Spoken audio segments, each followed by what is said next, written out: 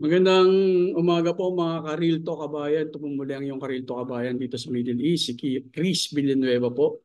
Ah, Pasensya na po kayo, medyo matagal po ako masundan po yung mga yung mga vlog ko kasi parang nasa shadow ban po kasi ako sa YouTube eh. So pinagmamasdan ko po siya kung magtutuloy-tuloy po yung mga views at saka yung mga subscriber. Yung po ba yung pag-click yung po yung mga bagong mga subscriber. So far naman po parang okay naman po siya sa ngayon. Hindi ko nga lang po siya sinishare yung mga links sa ibang mga social media sites ko. Pero as of now po meron na po akong 100 subscriber po. Yay! Salamat po sa inyo sa pagtitiwala at sana palagi po kayo nandyan na makikinig sa kwentuhan po natin. Mga real talk lang naman po ito na mga issue tungkol po sa Pilipinas, kung ano po yung mga nangyayari. Ngayon po pag-usapan po natin yung Duterte na naman po. Duterte versus General Nicolas Torre po. Tungkol po nga po sa pangahamon ni Baste kay Nicolas Torre po na ang PNP chief po natin sa kasalukuyan na mag-boxing match po sila. I mean, mag-boxing po sila. Ngayon po, kumusta po doon sa kumusta po doon sa hamon po ang ating General PNP Chief General sa hamon po ni Baste na yun nga magsuntukan nga sila ang kaya lang umurong po yung bayag po ni Baste ang gusto po niya magpa-hair follicle po muna si President Marcos bago po niya patulan yung hamon po ni Torre. Tignan po yung mga utak po ng Duterte, di ba? Kakaiba po yung mga utak po ni Duterte. Talagang ang pinupuntre pa rin po yung Pangulo po ng Pilipinas. Ano naman po kayo nalaman ng Pangulo ng Pilipinas sa paghahamon po niya ng suntukan kay Torre? Si Torre naman po yung kaaway po niya o na nabubuwisit siya kay Torre. Dahil itsura nga po ni Torre sa kanya, kahit sa mga ibang senador, ang itsura po ni Torre parang nakakainsulto po sa kanila. Kasi syempre hindi naman po sunod-sunuran si Torre, hindi po mabibili po siguro po hindi po mabibili ang prinsipyo po ni Torre at medyo talagang po siya, yung di kalibreng police at the same time straight po na police kaya maraming umiilag po kay Torre po ngayon. In particular po ang mga Duterte, di ba po, mula kay Sara Duterte, kay Baste, baka kay Pulo nga ganun din. O baka si Digong ganun din po ang naramdaman kay Torre. Kasi si Torre hindi ni kumaga parang siguro itong mga Duterte po na to, somehow po kasi may mga spies po yan sa loob po ng PNP. Tingin ko po Siyempre, presidente po naging presidente po ang dati po nating si Digong. Tapos vice presidente po si Sara Duterte. Tapos mayor po yung si Baste at congressman naman po si Pulong. Kumbaga parang yan po yung mga yan. May mga na-establish na po na connection po yan within the PNP sa mga matataas na rango po ng PNP. At nakita po siguro nila na na-assess po nila o may nakapagsabi po sa kanila na ito si Torre, kakaiba po ito sa lahat ng mga polis. Totoo naman pong kakaiba si General Torre po, yung PNP chief po natin, kasi hindi po nanggaling sa sa Philippine Philippine PMPA po yata siya. Parang ganun. PNPA, parang ganun.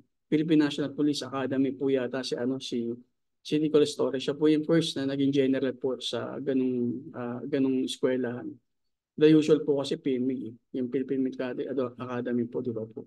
So ngayon, sa hanay po sa sa kumbaga parang sa prinsipyo po siguro ni Nicolas Torre, iba yung niya, iba yung atake niya kumpara po dun sa mga taga PMA. Ito si Nicolas Torre may kaya niya po makipagbardagulan Tsaka parang totoong tao po ba. Yung may talagang yung yung bata ka pa lang, kung mga parang ito yung niya isip.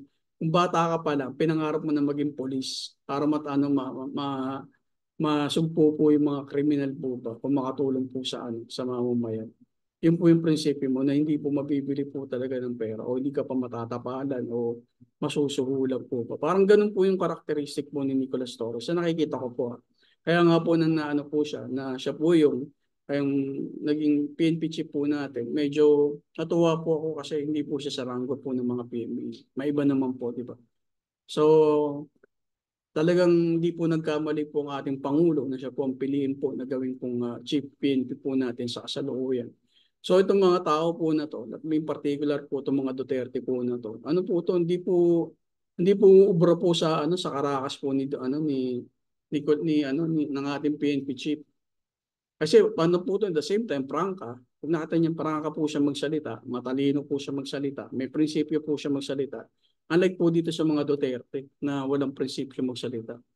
Parang parang hindi ko maintindihan, parang hindi pantay yung isang ano ko dito, parang namamaga.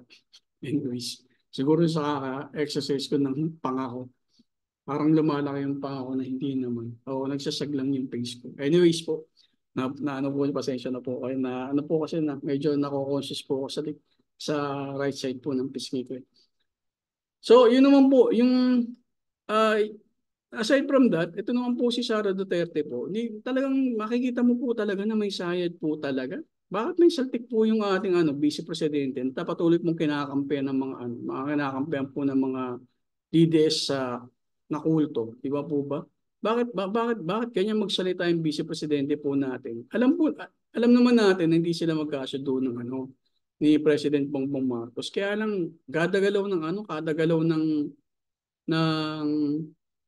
presidente, may comment ang vice presidente, parang parang hindi na siya normal as a vice president of the Philippines.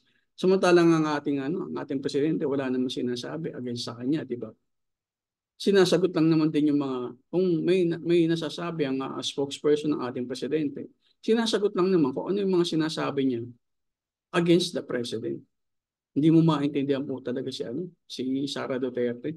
Kaya napakahirap po na maging presidente po itong babae po na to. Hindi mo alam kung anong gagawin sa Pilipinas.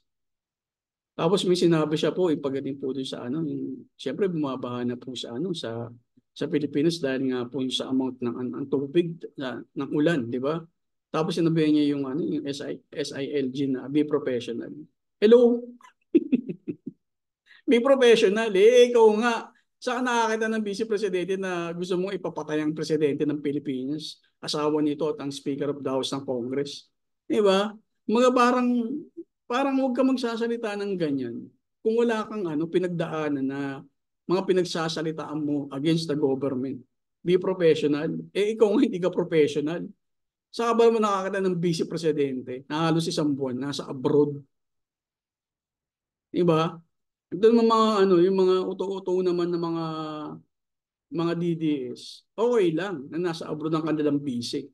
Samantalang si Lenny nang bumabagyo, Lenny Robredo, yung former president natin, vice president, nang bumabagyo, binabayo niyo rin ng bus. Samantalang yun, ilang araw lang dahil atin po ng graduation ng anak niya sa ibang bansa. Tapos itong vice presidente po na to, binabayo po ng bagyo at ng ulan at baha ang ating bansa. Wala naman po siyang ah wala naman po siyang business sa ibang bansa para na makakatulong sa Pilipinas. And yet, nasa ibang bansa po siya. Diba ang kapal ng muka? Anong ginagawa niyo yung na meron siya, naka personal trip siya, pero ang sabi niya pa, nasa personal trip siya, yung ginagastos niya sa mga gasusin po nila, yung pera po nila. Talaga ba? Kumbaga parang tayo ba, niloloko ba tayo ng Vice President? Kumbaga parang ako ba, mauuto mo, kami ba, mauuto mo? Siyempre, somehow, ginagamit mo rin po. Sumasahod ka somehow, ginagamit mo rin po. Baka, ginagamit mo rin po yung pera pera ng Office of the Vice President. Kasi nagtatrabaho ka, pero personal trip ka. Parang, ano ba to? Nagagaguhom ba tayo? Parang ganun. Inuuto mo po, lalo mo po bang inuuto yung president, yung mga supporters mo na okay lang, ganun. Anyways, maiba po tayo. Yung mga pinopost po na na mga pro-government po, na mga post po sa mga news about sa nangyayari po sa Pilipinas. Kung ano po yung magandang nangyayari tungkol nga po dun sa naging negotiation po ni President Bongbong at ni President Trump. Napakaganda po yung para sa Pilipinas po. Hindi naman po tayo exporter Hindi wala po tayong ini-export na masyadong marami against against the business naman po ng US papunta sa Pilipinas. Maliit na bansa lang naman po tayo eh. Kung the usual, pag binasa mo po kung mga na-export po natin, mga semiconductors po, eh hindi naman po yun sa Pilipinas lang po yan. Kaya huwag po kayong magreklamo. Kung hindi naman, ako wala naman po akong alam pagdating po sa kung ano po yung mga na-export, ini-import po natin. Pero for sure, mas malaki po mas malaki po yung business na tinatransact ng US sa atin kaysa tayo sa kanila. Di ba? Third world country tayo, alalahanin niyo. So wag po kayong masyadong mag-react kung wala naman po kayong alam. 'Di ba? May ma-react lang po ba? Yung sa baha po na nangyari sa Pilipinas, nakita niyo naman po napakadaming tubig. Kung nasabi man po ng Pangulo natin dapat mag-ipon din ng tubig ulan no? Para magamit sa mga irrigation natin, sa mga patubig natin, sa mga palayan o mga pananim natin. Eh, tama naman po talaga yun. Huwag lang masyadong maraming tubig tulad po ngayon.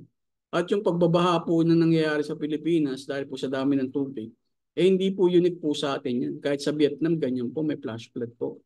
Kahit sa Taiwan po, may ganyan din po sila. Malalaki po talaga. Ganun din po sa South Korea at Japan, sa ibang parte po nila. Eh kasi monsoon season na eh. Sana huwag kayong tanga, di ba? Alam niyo naman tayo yung pinaka-front ng kumaga parang tayong pangharang talaga eh. Kung nakikita mo yung geography ng Pilipinas, kung saan siya hinaharang po natin yung bagyo po talaga na dumadating. Kumaga parang nandiyan ka para harangin yung bansa natin, nandiyan para harangin yung mga bagyo, para hindi po tumama sa Vietnam, sa Cambodia, sa Myanmar, sa Thailand, di ba? Alam niyo naman po yung Pilipinas, breeding po ng ng mga typhoon. Eh, ngayon po dati maliliit ang typhoon, ngayon malalakas na talaga. Dati ang Mindanao hindi naman binabayo ng typhoon, ngayon meron na. Kasi nga mas malalaki na po. Mas malalaki na po yung dati konting part lang ng Pilipinas yung inuulan ngayon. I mean, binabagyo o inuulan. Eh ngayon pag umulan lahat, 'di ba?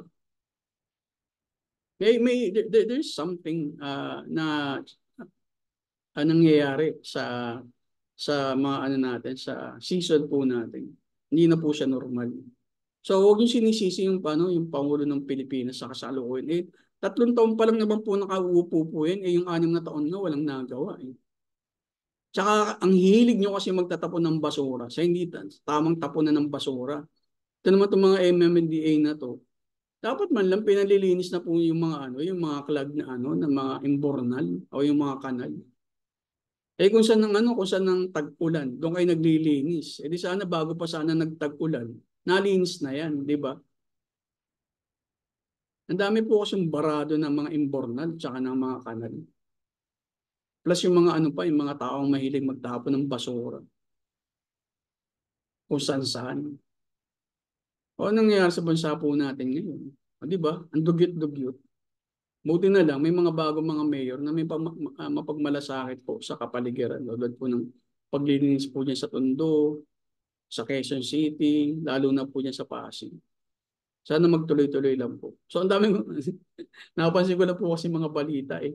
Actually, hindi ako masyadong makapag-vlog. Kasi parang paulit-ulit lang po yung iba-vlog po ninyo. Kasi nga po, pag-uusapan yung mga Duterte, ganito naman po talaga yung mga Duterte, di ba po ba? Yung kay Marcos naman po, wala ka naman po masabi kung tatrabaho po yung tao po talaga. Talagang masipag po talaga. Kahit ang ating First Lady, nagpunta po rito sa Saudi. Di ba po ba? Sana po, wag po tayong puro reklamo. Idaan po natin yan sa yung nangyari po sa bansa natin. Idaan natin sa panalangin. Kasi po, somehow po kasi talaga na wala na pong ikagagaan ng buhay po ng tao kahit anong gawin po natin. Hindi na po talaga bubuti ang buhay po ng tao. Nandiyan po talaga ang pagkawasak. Kahit pigilan po ng gobyerno po natin, wala po. Kasi po nasulat na yan eh. Kung ano po yung nasulat sa Biblia, matutupad po yan. Salita po ng Diyos yan eh. Ang Diyos po hindi po marunong magsinungaling. Lahat po ng sinabi niya gagawin po niya. Kaya niya pong pumatay. Di ba po ba? O baka sabihin nyo, inaakusahan ko natin Panginoon Diyos na pumapatay. O totoo naman po talagang kaya niya pong pumatay o babuin po yung mga buhay ng tao. Nangyari po yan sa mga unang paggunaw. O di ba yung bahang gunaw? marami pong namatay.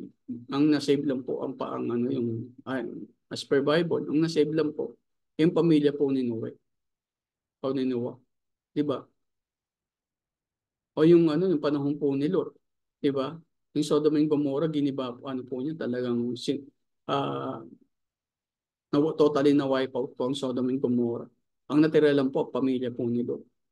So kung ano man po yung nakasulat sa Biblia na sa mga huling araw to, and days na po kasi kahit saan anong religion po ang ano niyo po tanongin niyo. Ang panahon po talaga natin end days na po. Nasa kawakasan na. So wala na pong pag-asa na na maging mabuti ang buhay po ng tao. Siguro makalasap po tayo ng kabutihan pero marami po maralasap po natin na kahirapan.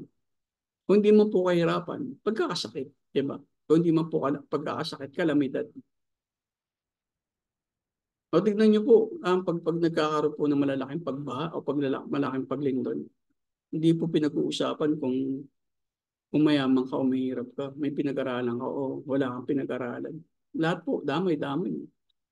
Ang namang problema po, hindi lang po yung naapektuhan, kundi yung gobyerno rin po. Kaya tignan mo po yung nangyayari sa gobyerno po natin. Kanya-kanya po silang nakawan. Kasi gusto nila kahit papaano ma-secure po nila yung pamilya po nila. Pero hindi po nila alam. Kahit gaano po kayaman po sila o gaano karami pera po nila. Pansamantala lang po yan. Pag nagkaroon ng kawakasan, kahit ang ginto mo po o kayamanan mo, o gaano mga kalaking pera mo, bilyon-bilyon po nakatago yan sa bangko. Wala po yan. Hindi nyo po madadala sa hukay yan. So, di ba po? Ang kailangan lang po talaga natin pananampalataya, be positive po sa lahat po na ginagawa po natin. At be ano naman po, be fruitful naman po pagdating po sa mga sa atin. I mean, yung wag po tayong nakatutok sa mga balita na wala kang ginagawa. Di ba? I mean, tambay ka na nga. Tapos nagre-reklamo ka pa sa hirapan ng buhay. Pwede hindi ka magtrabaho. Sige, yun lang po. Yung mga may saltik, katulad po nila Baste, yung pamilya po na yan, may mga saltik yan. Hindi po pinakikinggan yung mga may saltik. Nakakabwisit lang kasi makita yung mga yan na lahat na lang po ng ginagawa ng gobyerno, lahat na po ng para sa mga Pilipino, ginagawa po ng issue. Tapos yung mga DDS na mga kakampi ng mga CCP China, na may mga troll army, dapat tinignan mo yung mga comment against the government. Mga 63, 153, yung mga yung mga followers. Yung mga trolls po yan. Pag tignan nyo po, i-click nyo po minsan. Yung mga nagko-comment. Minsan nag-English po yung mga yun. Minsan nagtatagalog. Pero pag tinignan mo po yung ano po nila, account po nila, yung profile po nila, ilan lang po yung followers, following pa nga. Anyways po, magandang umaga po sa inyong lahat at sana po nagustuhan nyo po yung pag-uusap lang po natin ng konti. Nag-ingat po tayo. Ito po muli ang iyong Career Talk, kabayan Chris Villanueva po. At nagsasabi po sa inyong peace, kababayan. Ingat po palagi.